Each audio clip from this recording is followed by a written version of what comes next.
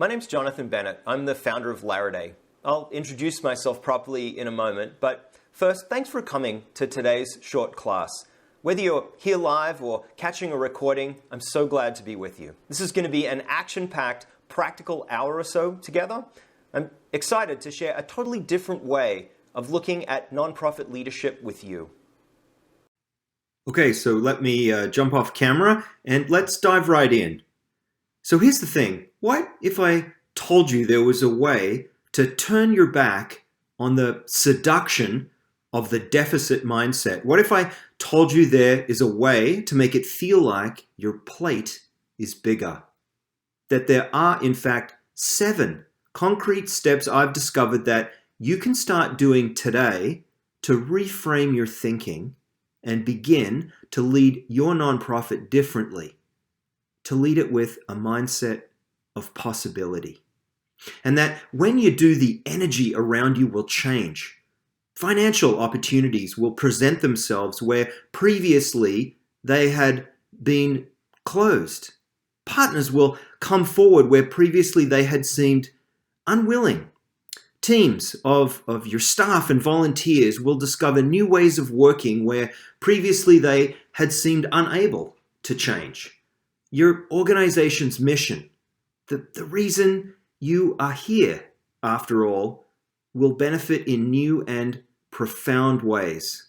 I've seen it over and over again.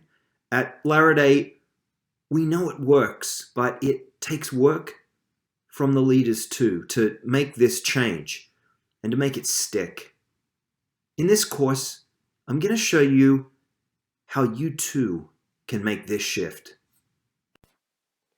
So take notes along the way if that's the way you like to learn. There's certainly a lot to think about in this talk. Past participants have given us the feedback that they found this to be really substantial. So of course, some people think best when they're jotting things down. Others, like me, like to listen and absorb and go back to the material later. Well, we've got all types of adult learners covered here. At the end of the session, we're going to have a downloadable PDF workbook that will have not just the 3 topics and their accompanying exercises that we talk about here today in it. Now, why the workbook is important is because it actually has all 7 topics and the full exercises and all of the rationale you'll need to shift your mindset. Now, maybe you're wondering, okay, so why can't we just do all 7?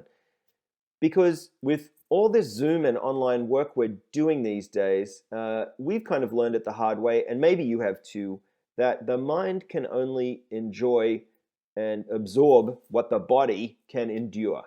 If we cram too much in a single session, it becomes too much. We found it's best, kind of the Goldilocks zone, if you will, that when we do 3 of the 7 together, that then allows you to be able to work on the remaining ones using the workbook and instructions on your own. It gives that learning absorption time to occur as well. So even beyond this session, it would be our hope that you'll be deriving a ton of value from this. So stay to the end and grab the free workbook on your way out. Today then, I'm going to hone in on 3 practical changes that you can begin right away that will start to shift your thinking out of that deficit mindset and into a mindset of possibility. But don't worry, the workbook is at the end. You'll get all the 7 exercises. So please take notes if you want, but either way, there's a nice Laraday PDF workbook at the end for you to work through. So does this sound familiar? You are a nonprofit leader. So you've probably overcome a stressful day by telling yourself that really in the end, it's not about you. It shouldn't be about you, right? No, it's not about you. It's about the clients. It's about the stakeholders, like, your staff and your board and volunteers and donors. It's not about you. It's about the mission. No, it's not about you. No one needs to tell you this. You're passionate, you're driven, you know the dynamics of your organization, and you've understood all of this ever since you started working in the nonprofit sector. But The further along your career progressed and the more influence that you gained, the more staff and board and donors and supporters, they all began to rely on you to know what to do next. You can't talk to them about your problems, about your fears, about any doubts that you might have. You're supposed to help them overcome theirs. So, what happens when things aren't coming together? When there's no space for more? When your plate feels completely full? But when somehow you have to magically make space anyway? Who somehow always finds a way, but has to quietly suffer? It's you, right? You. You're always the one that makes more room, somehow. It's always you that takes on that extra weight. Well, guess what? Something's got to give. If left unattended, that pressure mounts and things begin to fail, to break down, to fall through the cracks, to suffer. Does this sound familiar? Maybe you've experienced periods when this has been true, right? I think the trick for all of us is to not let it get to this. So how do you prevent it? Well, you have to work on you. You have to work on your own leadership practice. You can't help others if you're not doing well yourself. Moving from a deficit mindset to one of possibility is life-giving. It's strength building. Why is this? Because it empowers others around you. It draws people in. It allows other people that care about your organization just as much as you do to participate more fully and naturally take on more work and more accountability. And this is the key, is sharing that responsibility load. So your staff can better serve your clients and your programs and services to the best of their ability. So you can meet the expectations of your stakeholders and donors and funders. So you can lead your organization towards its mission. Hey, so practical point here. I know there's distractions all around us, and I just kind of want to acknowledge the obvious here on this webinar. Deciding to not be distracted is a tough choice, but I know when I put my mind to it, I can do it. So I guess I'm asking, please make a commitment to your own learning and choose to stay focused. Close out of Facebook and stop checking your email, turn off your cell phone. This is for you. You're the leader. Give yourself some care today. Give yourself a gift, the gift of time. Time to think and reflect and be creative. Now, I know you can do it because I've helped hundreds of nonprofit leaders just like you expand their capacity and help their organization reach new heights. So with decades of experience in our sector, let's get to work so we can help you lead your organization to new heights too. Sound good? Great. Well, here's a little about us. At Laraday, we're a management consulting firm and a training firm, and we work with our clients to craft strategies and solutions and then support them to implement meaningful change so their organizations can soar. We work only with nonprofits, and we are a proud B Corp, which means we've been accredited as one of 3,500 companies around the globe who can demonstrate their commitment to social and environmental responsibility in everything that we do. Over the past almost 10 years and 200 organizations of all sizes, we've offered what nonprofit leaders need most: relevant sector expertise, trusted counsel, powerful training, and unswerving commitment to their missions. When a project's complete, We like to leave our clients poised and energized and engaged and changed and ready for whatever's next. And my name's Jonathan Bennett. I'm blessed to be surrounded at Laraday with some of the smartest, most talented people imaginable. I support them in their efforts to train management teams and boards to drive strategies, build new brands, implement change at nonprofits of all sizes. And I have been where you are now, in the daily grind of the work in the field. I've worked at both small nonprofits and large institutions in healthcare and social services and education. As a consultant, I founded and scaled Laraday. I then implemented a succession plan, and I stepped back to allow a new leader to grow. And now I'm back doing even more of what I love the most, helping nonprofit leaders thrive. I've led hundreds of projects and worked with nonprofits, charities, public sector agencies, associations across just about every sector. I've coached CEOs and EDs and board chairs and emerging leaders. I've been a board member and a board chair myself for many years of various nonprofits, and I've been privileged to experience some thrilling successes along the way. And I don't mind admitting I have made some first-class mistakes and suffered some setbacks in my career that continue to enrich me to this day. So, what I've learned from all of this is what I want to share with you. Sound good? Oh, and one more thing. I don't think you only want to hear from me today. So to keep it kind of really moving and interesting, I've asked my colleague, Laraday's CEO, Danielle Rochelot, to pop in a bit later and lead us through one of the most important aspects of what we're going to do together today, just to switch things up. Does that sound good? Hey, I know. Maybe I'll start by telling you a story. Well, the good news is it's got a happy ending, and it's about needing to change. So I was asked to facilitate a strategic planning session. A great board, small community-based organization.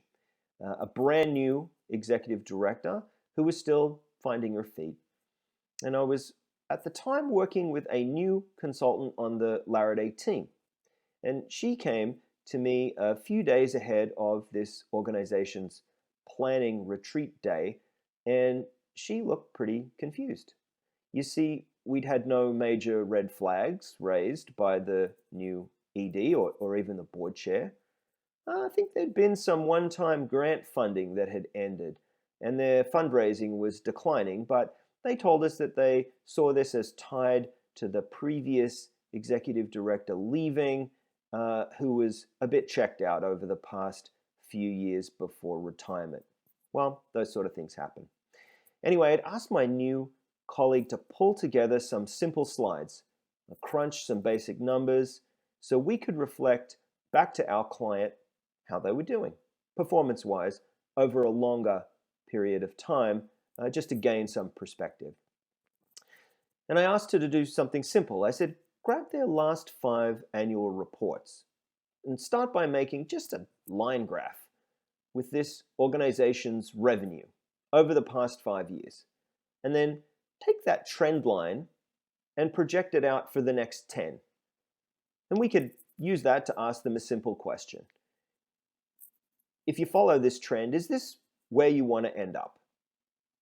Because by doing the exact same things, given the trend line, here's the direction you're headed. It's a good, simple tool that we use for reflection. Anyway, what she gave me was why she was so confused. Ouch, right?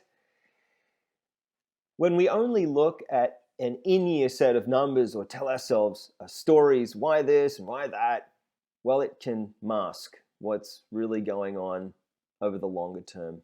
So here's what was happening at this organization. They had almost 90% of their revenue coming in from fundraising. Their expenses were steady, but they were consistently slightly exceeding their revenue. And the revenue was going down by approximately 6.5% per year. Dipping into reserves, of course, to cover costs, were starting to mask their real issues. And the reserves, which are not on this chart, had decreased by approximately 30% over the course of the last 5 years. So they'd been kicking the problem down the road for the next board chair or the next ED. Well, the time had come for some honesty. Of course, the ED and the board had some worries, it turns out, but they really hadn't faced the truth yet. They had no clear idea that this was the overall downward momentum that they'd picked up. Well, here's the good news. Turns out this new ED was a really calm leader. She used this information to galvanize action. She was convinced they could bend the curve. They could turn it around and chart a new course. So at the planning retreat, faced with the evidence of the way things were headed, the board all got on board. And the senior staff got creative, and together they came up with a really exciting strategic plan that they all bought into. And I can report that the last time we spoke, the plans were well being implemented and the first year results were looking positive. Now it's going to take time, but their story is changing. And where some might have seen only endless deficit thinking and oncoming doom, this ED and her board chose a different path. They saw possibility and they committed to change, to reframing their thinking to possibility. And you know what? You can too. I want you to imagine what your life will be like after you know how to let go of the deficit mindset that holds back so many nonprofit leaders and instead move to a mindset of possibility. So here's how we're going to do that. Cast your mind ahead. Imagine in 12 months' time from now that if things were substantially better for you at work, what would be in place? What could be different? Would you have raised more funds? Would you have been able to hire more staff or maybe different types of staff? Would your board be higher functioning? Would you have improved your programs or services or client outcomes? What would be different? Why would it make things better for you as the leader, better for your whole organization? Next, I want you to make it concrete. If you have a pen and a piece of paper, jot down a word or two that came to mind as I asked, if things were substantially better for you at work, what could be different? What could be in place? What one thing would you really like to see change for the better? Write it down. That's it. Now look at it. Look at that. Look at those words. Imagine if that were true.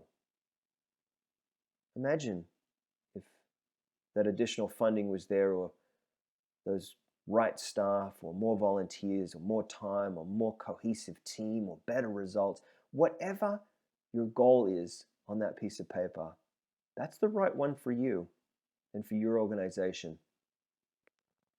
But it's an abstract thing right now. It's just a word or two on a slip of paper. We have to change that. We have to act. We have to implement if we want it to become real. So let's do that together. Let's go unpack the thinking and changes that can make this move from your idealized goal for you as a leader and your nonprofit to one that can be realized and implemented. So where to start? Well, first, let's get right back to basics. This is a painfully simple concept, really, popularized by Stephen Covey. Most people know it or have heard of it, and I've been wondering lately, why does it seem so forgotten these days? So the time matrix is probably still the simplest tool to begin to break down things and understand the root cause of most nonprofit leaders' struggles. It's great because it's so simple and it's strangely obvious. And the very best leaders put it into practice as a habit in everything they do. Can we jump in? Sounds good. So quadrant one. Quadrant one activities are urgent and important. They represent crises and problems requiring your immediate attention. It's often referred to as firefighting. Many organizations operate here all of the time. It can be as thrilling as a roller coaster. It's actually quite addictive for some personalities. Maybe you know that person, someone who likes to be so important and urgently needed so they can swoop in and save the day. Ah, come on. All of us have at least a bit of that in us. Some sectors like hospitals, healthcare organizations, and social service agencies especially feed on this. They're in the business of dealing with crises. However, the best of even them don't let their patients' and clients' problems dictate their workplace culture. No, remarkably, the very best organizations actually have calm workplaces. A calm workplace is stronger than one that always is firefighting. Constantly living in quadrant one leads to stress and burnout. It makes for unstable and unpredictable organizations. So, what do you do when a major donor wants you to kind of drop everything for a prospect meeting with an acquaintance of hers? Or a board member wants an emergency meeting called to deal with an issue ahead of next week's board meeting? Or how about that local politician who wants to come for a photo op event in just 2 hours' time, completely derailing what you had planned to do that morning? What's the cost of always saying yes? Typical organizations actually spend about 25 to 30% of their time in this quadrant. So let's move on to quadrant two. So quadrant two represents activities that are extremely important to the organization and are directly related to organizational goals. Things like strategic planning or operational planning or doing the budgets or holding staff retreats. Timely performance appraisals for all staff, including, yes, the CEO or ED. It's your toolbox, if you will, quadrant two. The challenge with this quadrant is that you never have to do any of these vitally important activities today. They can be put off, but a lack of these activities will eventually lead to an increase in quadrant one, and you're back on the roller coaster. For example, a management team will not fall apart if it doesn't meet today, but a lack of proper planning consistently over time because everyone is just too busy to actually plan will ensure that issues are never resolved and will eventually lead to a crisis or to a discontented leadership. And that, of course, will have a negative cascading effect throughout your whole organization. Quadrant two, typical organizations only spend 15% of their time in this quadrant. So let's move on to quadrant three. Quadrant three activities are also known as deception activities because they appear important, because they feel urgent to the person or maybe to the team, but they're actually not urgent to others or when understood in the big picture. As a result, many people mistake quadrant three activities for quadrant one activities. In reality, the urgency of these matters is often based on the priorities and expectations of others, or on tasks that an individual rather likes to do because they find them most appealing. For example, do you ever find yourself doing the thing that you like first and spending kind of all your time on it, only to have put off the actually important work for later, i.e. to the last minute before the looming deadline? I think we all do to some degree. Well, spending too much time here in quadrant three results in a short-term focus, a lack of productivity, and eventually feeling out of control. Examples might include taking too many phone calls that were unplanned or focusing too much on social media. Even some questions from folks that report directly to you. Hey, can I just, grab a minute? But that minute actually ended up taking 45 minutes. The same can be said for donors or community partners. Things that claim to be urgent lurk everywhere. Typical organizations spend 50 to 60% of their time in quadrant 3. Now, over in quadrant 4, which are neither important nor urgent, can be extremely time wasteful. Spending too much time in this quadrant leads to a lack of productivity, motivation, and eventually the loss of opportunities or poor service or program quality. Examples might include aimlessly surfing the web or social media, maybe online shopping while at work. Typical organizations only spend about 5% of this time in this quadrant. So what's the fix, I hear you saying? How can we move urgent and important matters to one side? Can you really say no? Can you really say no? No, not really. Those things in quadrant 1 are tough. But what you can do is move much of the energy and time that's being taken up in quadrant 3 and move it to quadrant 2. Remember, most organizations spend 50 to 60% of their time on not important but somehow in their minds urgent matters. So the highest performing organizations actually spend the bulk of their time in quadrant 2. Let me say that again. The highest performing organizations, the best leaders, actually spend the bulk of their time in quadrant 2. They push away unimportant things that only seem urgent, and instead they prioritize planning. They invest time in their systems and people. Essential meetings are never missed.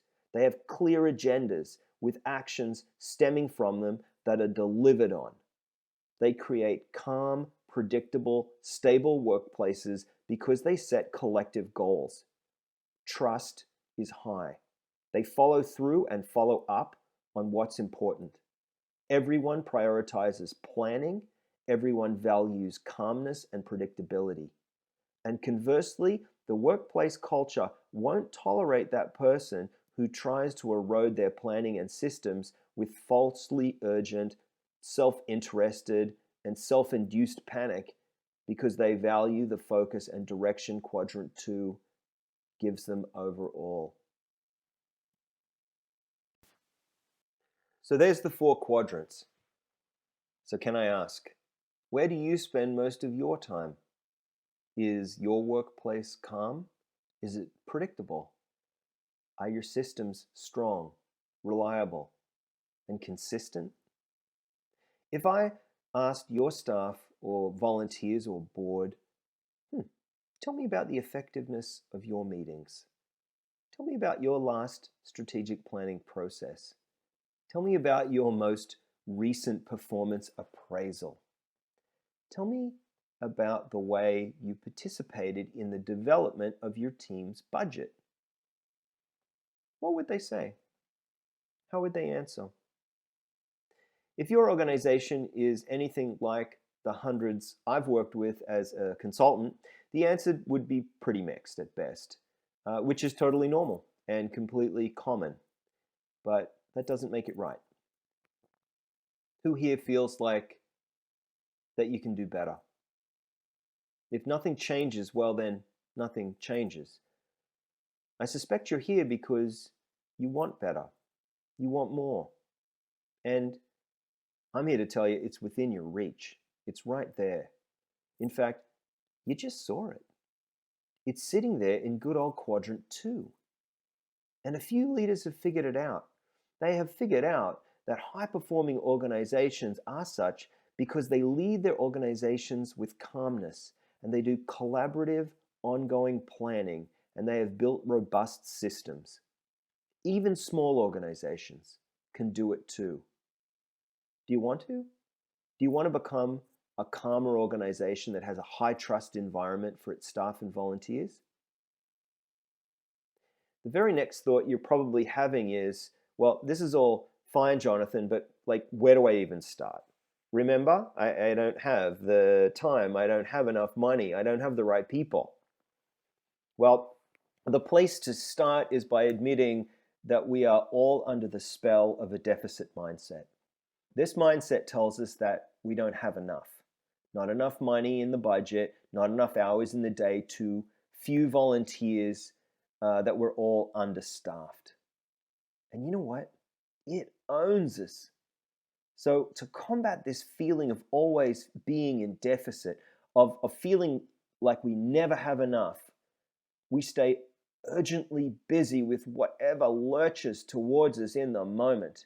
And after a while, we end up believing that this is what is expected of us as nonprofit leaders, that this is what we're actually supposed to do in the face of not having enough of anything. But it's wrong, wrong, wrong, wrong. And here's the single most important idea I want to spend some time with you today thinking and talking about. That if you only remember one thing from this session today, it's open your mind to this. The deficit mindset does not have to always win. Let me say that another way. The deficit mindset doesn't own you, or your circumstances, or your organization. It does not have rights and powers over you, over your leadership, or over your organization's success. No, there is a better way. It's the opposite mindset. It's a mindset of possibility. Possibility. That's why you're here. Possibility. You're here to shift away from deficit thinking, to reframe your approach and use the framework of possibility to take your organization to new heights. The secret of how to do it is buried in that old time matrix. So we're going to start the change, because if nothing changes, right? We're going to start the change and move towards quadrant 2, towards a leadership of calmness, and towards you being the leader of a more trusting workplace. And we're going to do it right now, and we're going to do it together. Sound good? Great. Quadrant 2, non-urgent but so important, essential in fact. Quadrant 2, firstly, it means planning. It means creating reliable, repeatable systems. Why? Because people like structure and predictability. It's calming and reassuring. When your staff know how something's done around here and why, well, they're going to trust their leaders. They're going to trust their colleagues. They buy in. For many leaders in our sector, doing this work seems too hard though. Many nonprofit leaders found themselves in a position of leadership without much training or skills development. Does that sound familiar? They became ED or CEO because of, a kind of gritty tenacity. Is that you? Strategic planning and budgeting and human resources and finance systems and processes, it can all seem to kind of too corporate or too intellectual or, too MBA-ish. Well, that's not true at all. It's the opposite of those things. Planning is collaborative. It's powerful. It's empowering. It's inclusive. It's fun. And it's freeing. It thrives on possibility thinking. It deeply connects people to an organization's purpose. They understand the story. It draws your people in. What we're about to do together then is to start the change right now. In 3 really fun, practical exercises, we're going to use them to accelerate that possibility mindset so you can actually feel it working on you now. We'll kickstart your thinking and get your possibility mindset churning. So when we're finished here today, you won't want to stop. And you won't have to. We've got time for 3 exercises here today, as I mentioned, but in the workbook you'll download at the end has all 7 of Laraday's exercises. So you can continue on with this work after we're done here. Things are about to change for the better. I can feel it for you. For now, let's do these 3 exercises. 3 exercises to leapfrog squarely into quadrant 2. Not urgent, but so important. And begin to use the mindset of possibility and leaving behind the deficit thinking for good. Are you ready? Great. Let's go. Exercise 1. So, unless you are the founder of your organization, you probably inherited the way it organizes and distributes its staff and resources. Or maybe you've been adding and molding it over many years. Organizational design, even for small nonprofits, really impact workflow, procedures, structures, and systems. An inefficient organization is confusing, and it's frustrating for staff and for volunteers, and it can really increase costs, create silos and barriers between teams, and it can make it harder for everyone to do their work. So the first step to creating processes that drive, not detract from your mission, is to take time to consider how your staff works together and how you lead. This exercise will help you to start the thinking on how to work smarter and create calmer, well-defined organizations.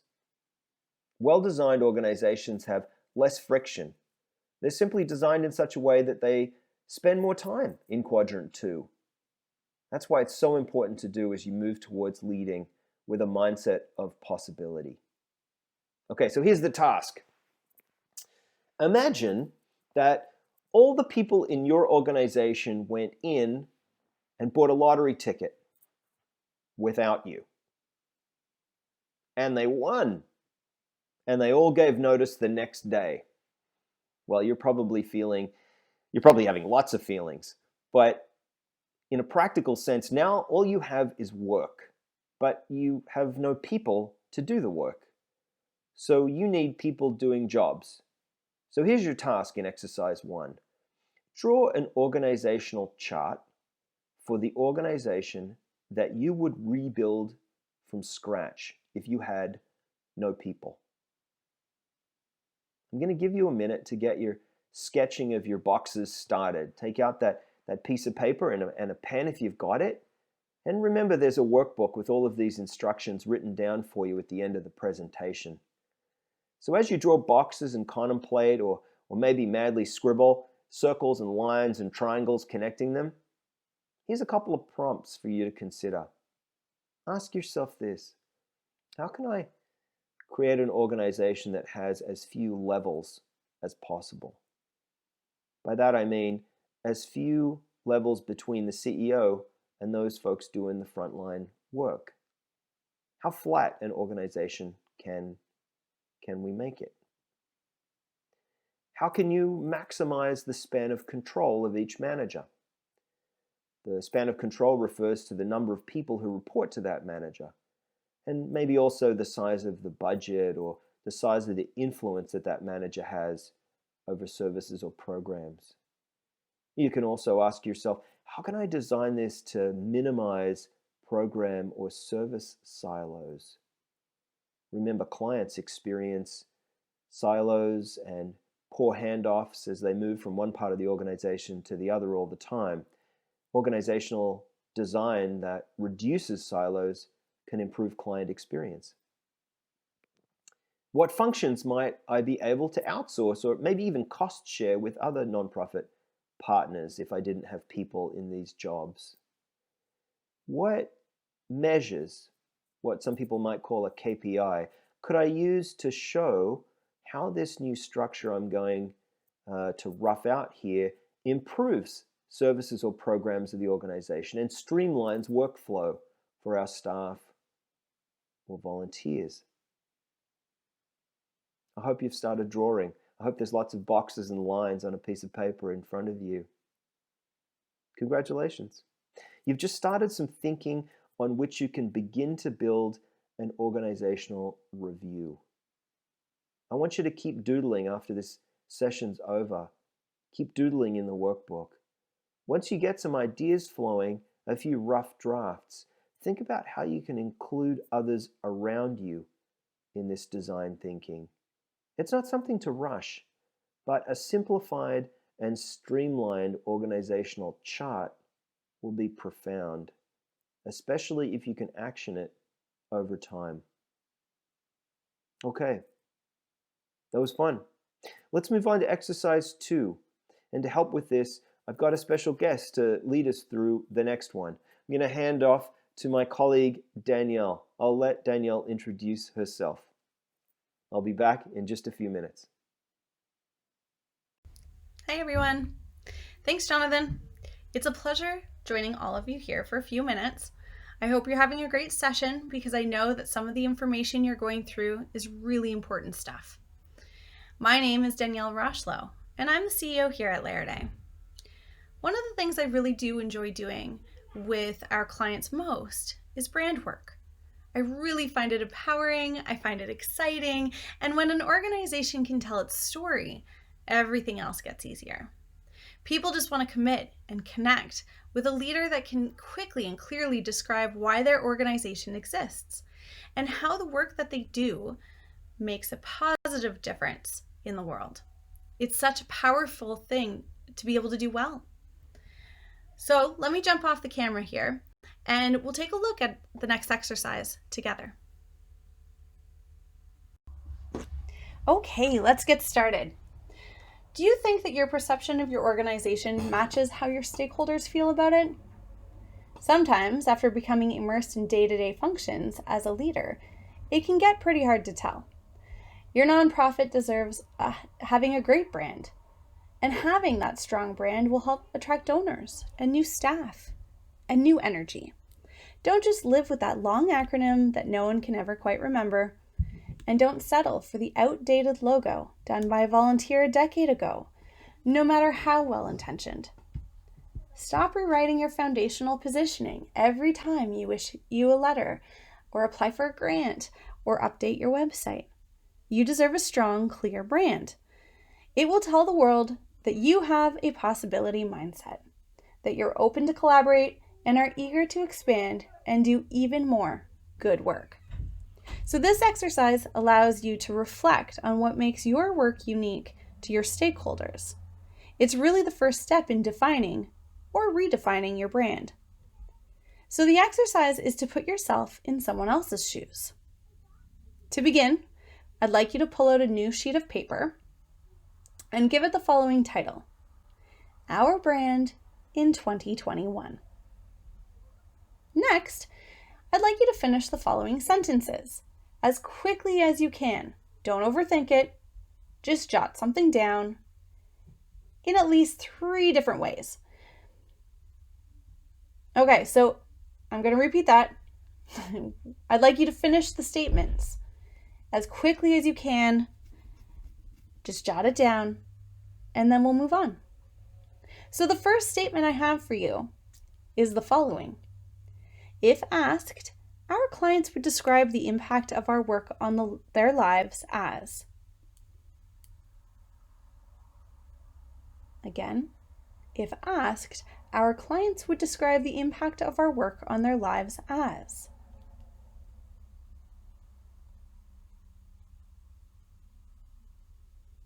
I'm going to give you a couple more seconds to jot down those thoughts, and I'll repeat it one last time. If asked, our clients would describe the impact of our work on their lives as.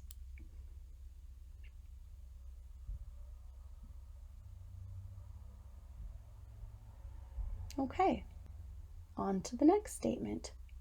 If a staff member or volunteer was trying to convince a professional acquaintance to apply to an open position at our organization, they would attempt to persuade them by talking about how much we.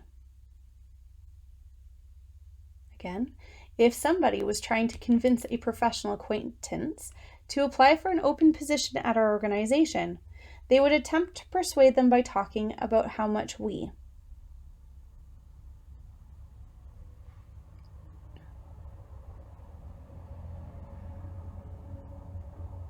One last time. If a staff member or volunteer was trying to convince an acquaintance to apply for an open position at our organization, they would attempt to persuade them by talking about how much we.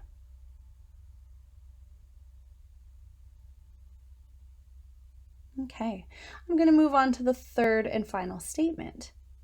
When thinking about the impact we make, it's because our organization is the only one that can. When thinking about the impact we make, it's because our organization is the only one that can.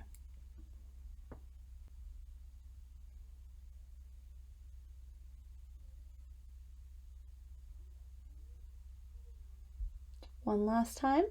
When thinking about the impact we make, it's because our organization is the only one that can.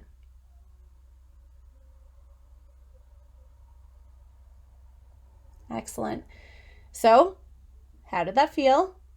Did it feel good, strange, insightful?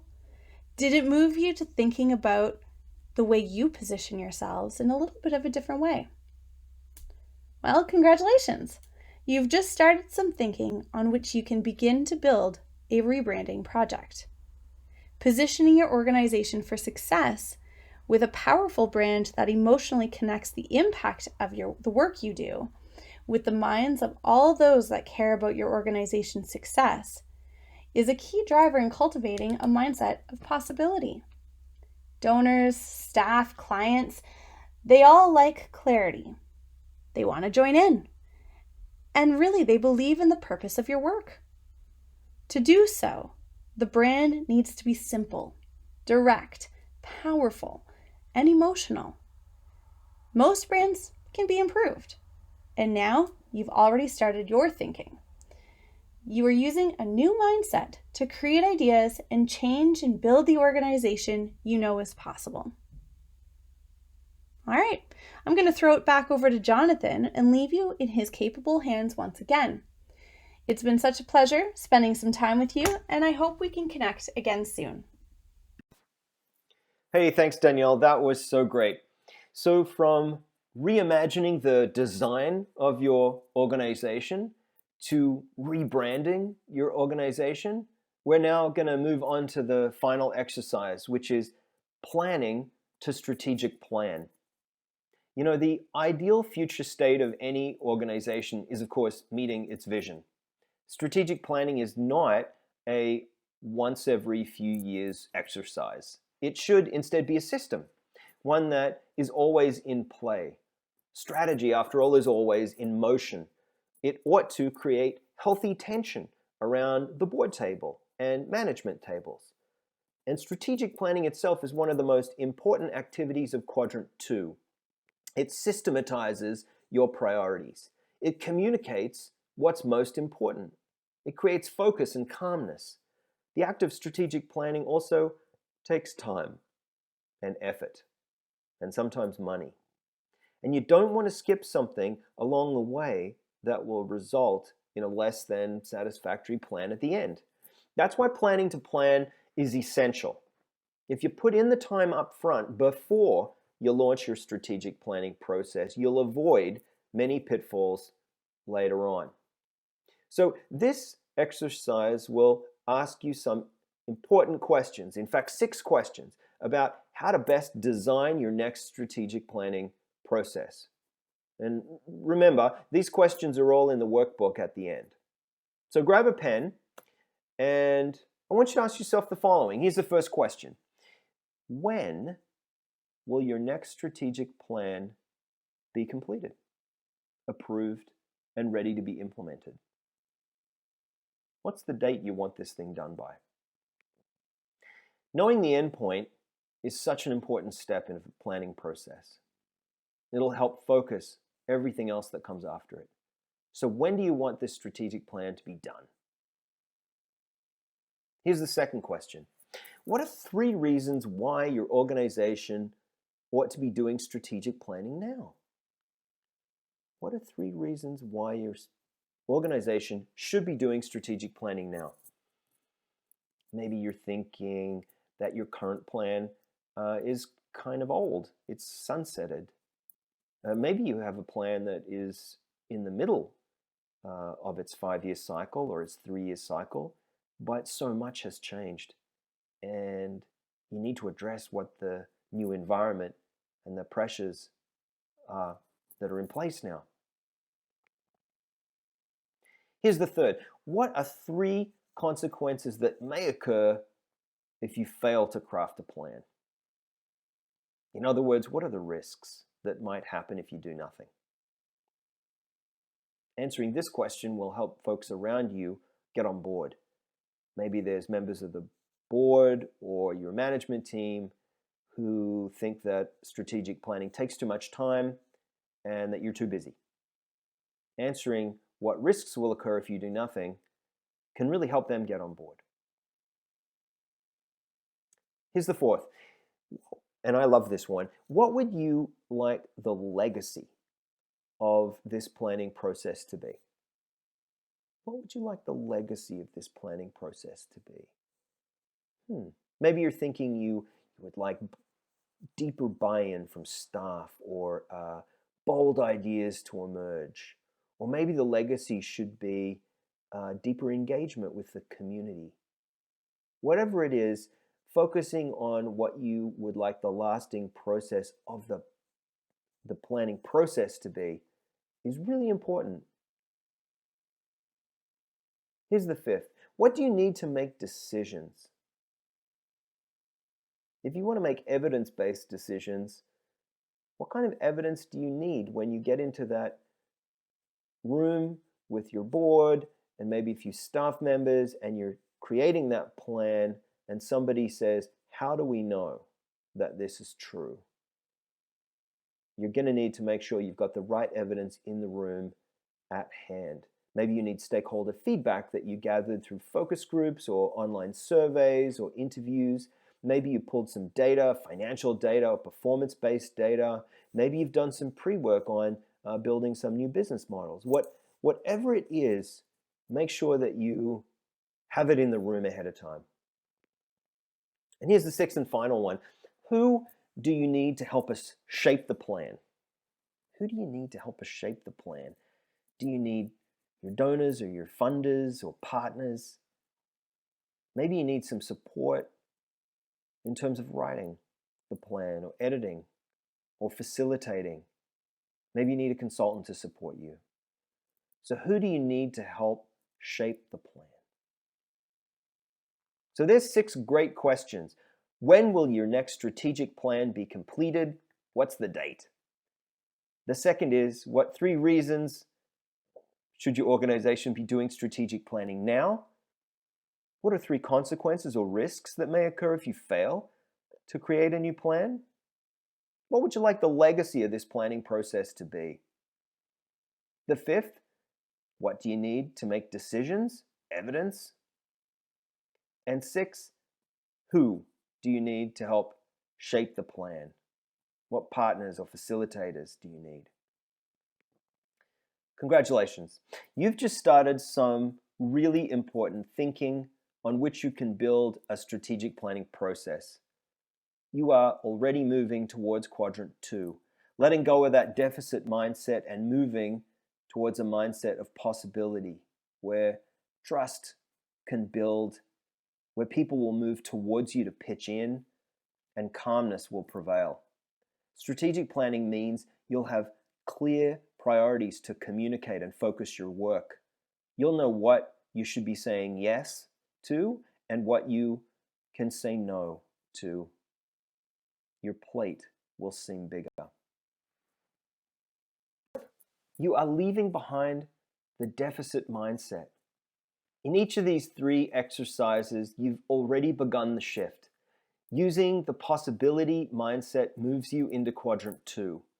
In that quadrant, you'll lessen the roller coaster of quadrant 1, and you'll leave behind the busy work and personally driven work of quadrant 3.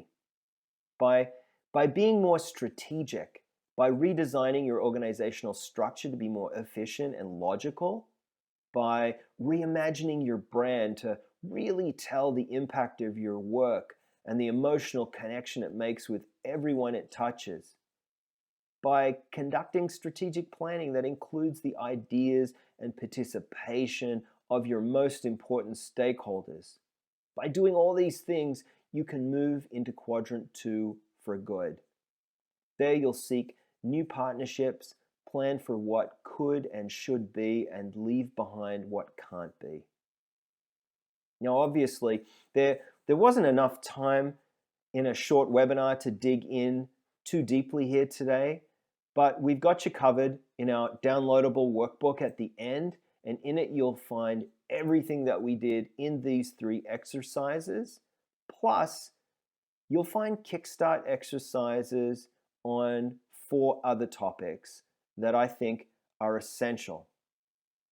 They include designing the right professional development program for your management team, improving your governance processes and systems, designing and managing your organization's risk, and planning for your own future and the future of the leadership of the organization. Succession planning, in other words. Plus, we've included some next steps for you to take once you've progressed through the workbook itself. So is that good? Do you feel encouraged, hopeful? Is that deficit mindset starting to fade away? And is the mindset of possibility starting to feel possible? Awesome. So, may I ask you something? If this felt good today, if you felt encouraged and emboldened to lead your organization in new ways, what if you were surrounded by a community that gave this kind of support each and every day? Could you see yourself performing better in your role? Could you see yourself becoming a better leader over time? Better able to serve your mission? Better able to galvanize support for your cause? Better able to empower your employees and volunteers? If you nodded yes, could I take a few minutes and tell you a bit about how other leaders like you are coming together precisely like this, week in, week out, in a community of practice that is solely for leaders of nonprofit organizations? Is that okay? Great. I think about the possibility mindset a lot and how best to help leaders leave behind the deficit mindset forever. You know, a few years ago, I wrote down 4 things I had come to believe that nonprofit leaders need most. It's what they crave in order to feel successful in their work. And from these 4 things, an idea spawned. Here are the 4 things first. The first is courage. Nonprofit leaders need courage to have really difficult conversations, to be able to listen to all voices, to own any past mistakes or results or performance. Because if not, then why bother with this work? How can we stay committed if we don't have courage? The second is invention. If something about today isn't good enough or right, or maybe it's just plain bad, then nonprofit leaders need and want to be able to design a new tomorrow. Invention is essential. The third that I came up with is honesty. When the truth is spoken, it just feels better. Honesty leads to vulnerability, and when teams especially are vulnerable, that leads to creativity, and that's where those new ideas and new ways of being can emerge. And finally is commitment. Nonprofit leaders crave commitment. They need to be able to create a united vision and build a shared journey for change. Courage, invention, honesty, and commitment. But what I also knew is that these 4 things, they're hard. for many nonprofit leaders to find and achieve consistently. It's hard when you're alone, and I just wanted to change that. But before I could change it, I had to understand, why is it so hard? And here's what I came up with. Think for a moment about what most nonprofit leaders are faced with. They kept saying to me, this job chose me. I kind of stumbled into leading my organization. Or others would say, I was the only one who would step up. So many different but often unplanned entrances into leadership in our sector occur. So what leaders kept telling me they needed was access to high quality, sector relevant management and leadership training. It's got to be only for nonprofit leaders. I hear this over and over again. Our needs are different. Our worldview is different. Next, I kept hearing from leaders that they had things on their plates that they needed to know how to deal with it right away. They have to solve it now, but they've only got limited time and money. So how can you help us deal with this today? So what I heard was that you always want to be learning, but it's got to be practical, it's got to be affordable, and it's got to be of enormous value. I also hear from leaders that sometimes the problems are just hard. People are complicated. Our organizations are just difficult at times to run and manage. And it's sometimes lonely as a leader. And so what you told me you needed was access to timely expert advice that you can trust, along with ongoing professional development that's always available. And it's got to be practical. Templates, tools, checklists, professional advice to get it done.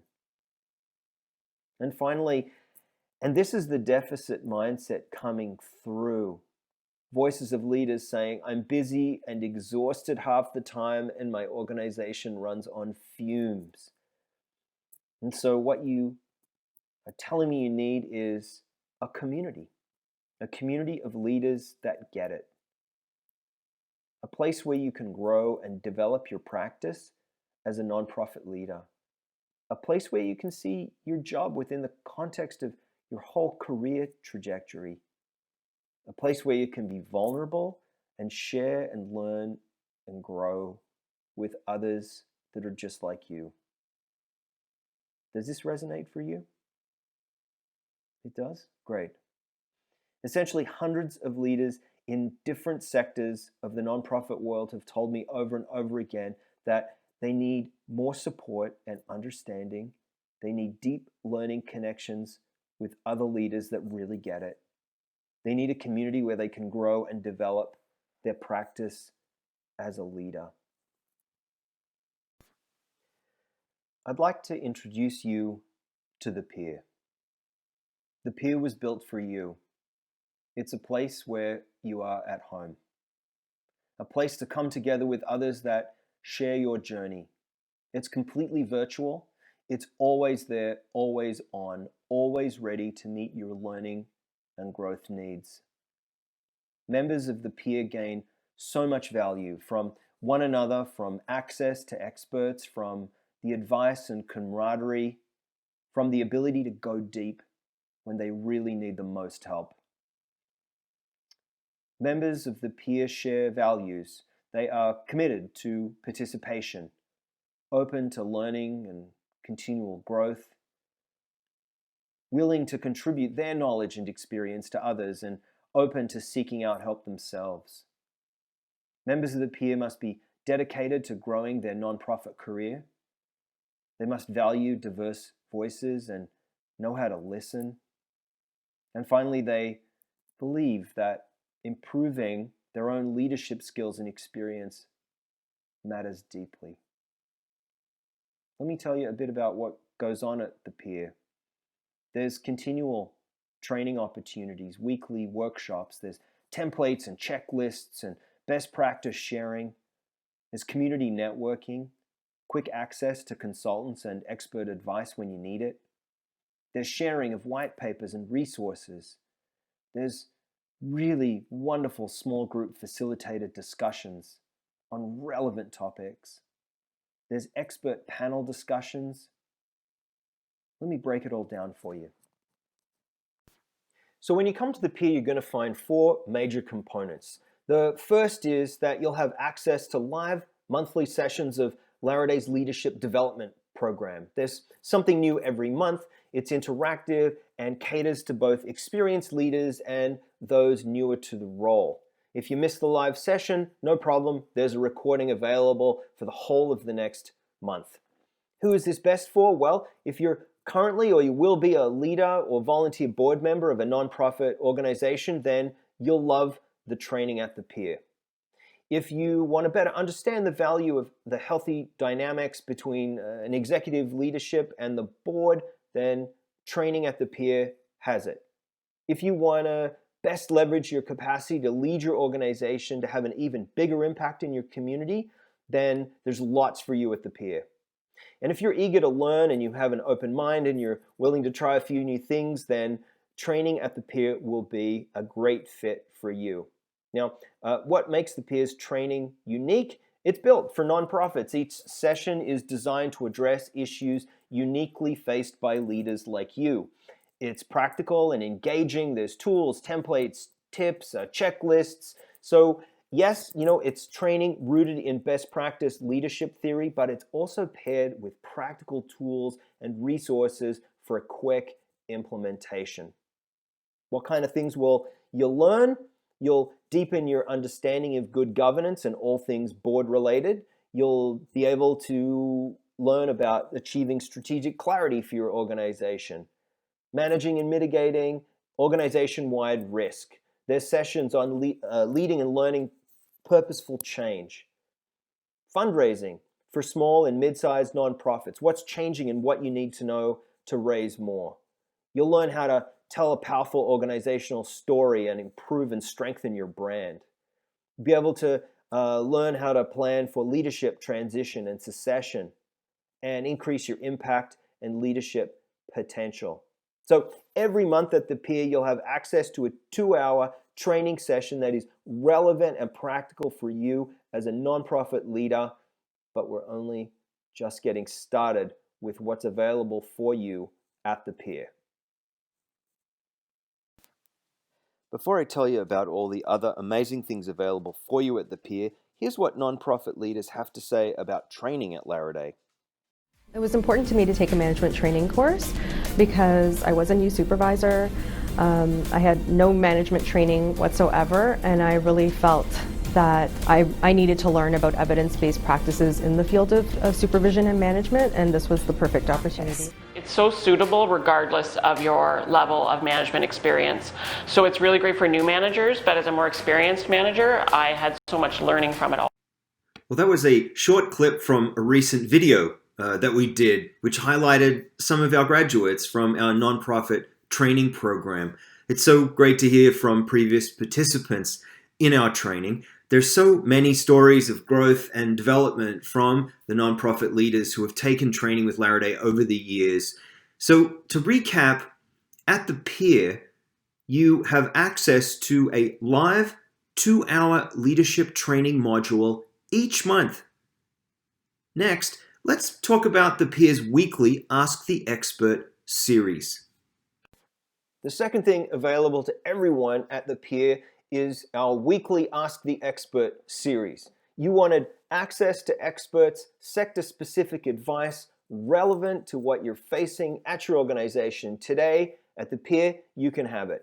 Every week for 1 hour, we host a live Ask the Expert series. It's a 60-minute Q&A with sector-relevant professionals from our network who are there to address and answer your questions. You can jump in live or on the chat, or if you want a question asked anonymously, then you can email it in advance and we've got you safely covered. Who we bring in, it's actually often influenced by what the peer members want. So if there's a professional that you'd really like to hear from, you can let us know and we'll go find and bring in the very best. If you miss a session, don't worry, it's always recorded and you can have exclusive access to it anytime as a member of the peer. This is where some of the richest dialogue and learning comes in, and it happens every week live. But the conversation often continues at the peer, and let me tell you how in just a moment. So let's recap then the many benefits of joining the peer. First, there's the monthly leadership training. That's a 2-hour professional development module every month. Second, there's the weekly Ask the Expert series. And next, let's take a quick look at the community platform that's available to you as a member of the peer. Everyone at the peer has 24/7 access to our online community platform. It's a private space for leaders like you to learn and share. It has moderated discussion threads where you can post questions and ask the community for resources. It's a chance to share new research and read articles and find best practices.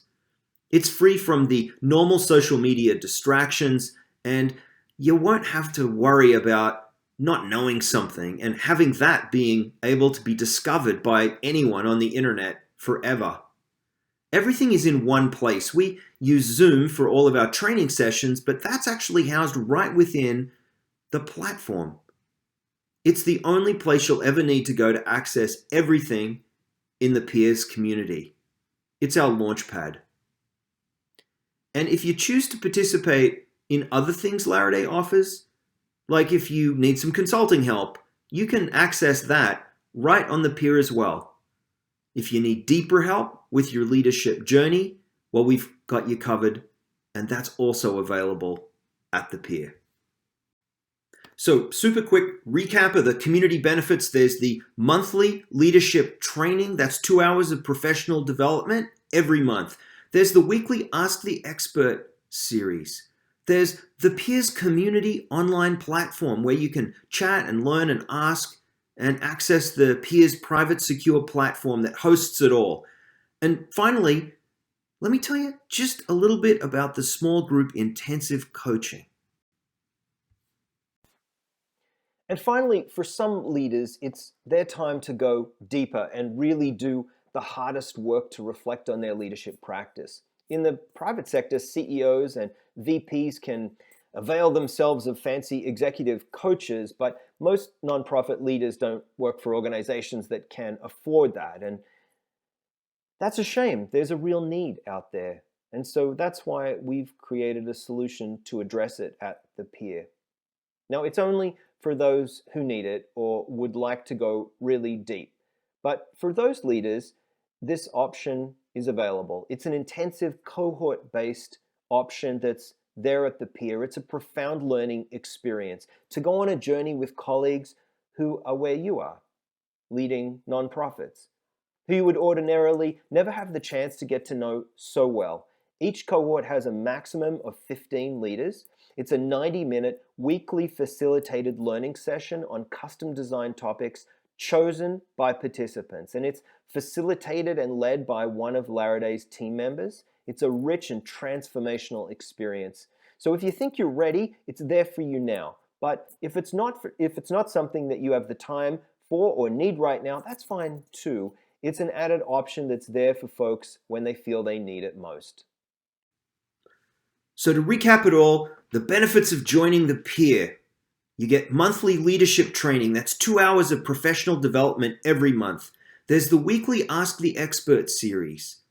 There's the community online platform where you can chat and learn and ask and access the peer's private secure platform that hosts it all. And finally, the small group intensive coaching. That's limited access. It's cohort-based. It's deep learning for those that want personalized support.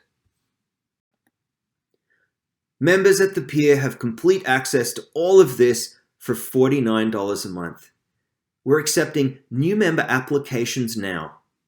We'll be letting in a new group of nonprofit leaders in the coming weeks. Sign up today to reserve your spot. You won't be charged until you start on your first day. And in the meantime, we'll stay in close touch over email as we count down the days to the new group's welcome and orientation. You can sign up by clicking on that button there on the right, which will take you to a sign up page. I'll leave it up until the end. Some folks choose to pay the monthly fee personally, themselves, because they see it as an investment in their own career development, while others see the tools and practical help more as a direct benefit for their own organization, and so they draw on professional development or a training budget to cover it. Of course, at Laraday, we are a B Corp, and our ethics drive us. So while we're confident you're going to thrive as a member of the peer, our dynamic community of practice, if things change for you and you move on from your job or you leave the sector, or if this community just isn't meeting your needs for any reason down the line, of course, you can step back and cancel at any time.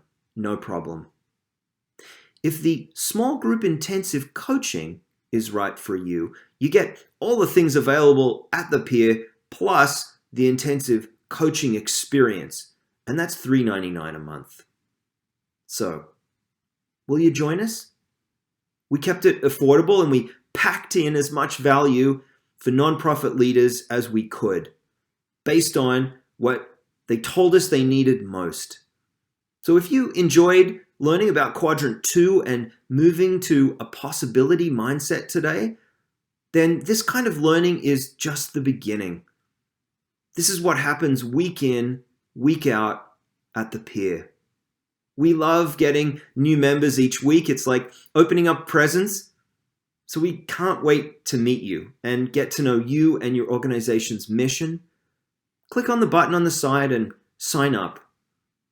The download I've been promising will be available in just another minute, by the way.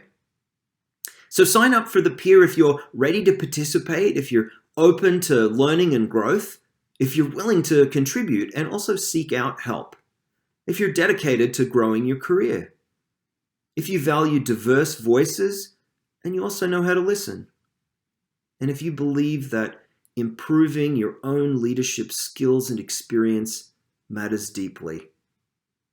I really hope you'll join us. It's just so great to be among our people who believe in what we do, that nonprofits are the lifeblood of our communities and our world. Okay, as promised, here is our downloadable workbook. It has the 3 exercises that we explored together today, plus the additional 4, so 7 exercises in total. I hope you get a ton of value from this workbook and all that we have covered here today together. So go ahead, download it now, work on it yourself first, then open up the exercises to your team and colleagues and work on them together. I hope it sparks new ideas, change, and unleashes the possibility mindset for you and your organization. Thanks, and that's it for me, Jonathan Bennett, and on behalf of my colleague Danielle Rochelow and everybody at Laraday, we hope that you'll seriously consider joining us at the Pier. It's an amazing place, an amazing community to learn and grow as a nonprofit leader. If there's other things that you would like to reach out to speak to us about at Laraday, we're always happy to hear from anyone. Click through to our website, learn more about what we offer nonprofits, and we'd be happy to reach out and speak more to you. Thanks, stay safe, and have a great day.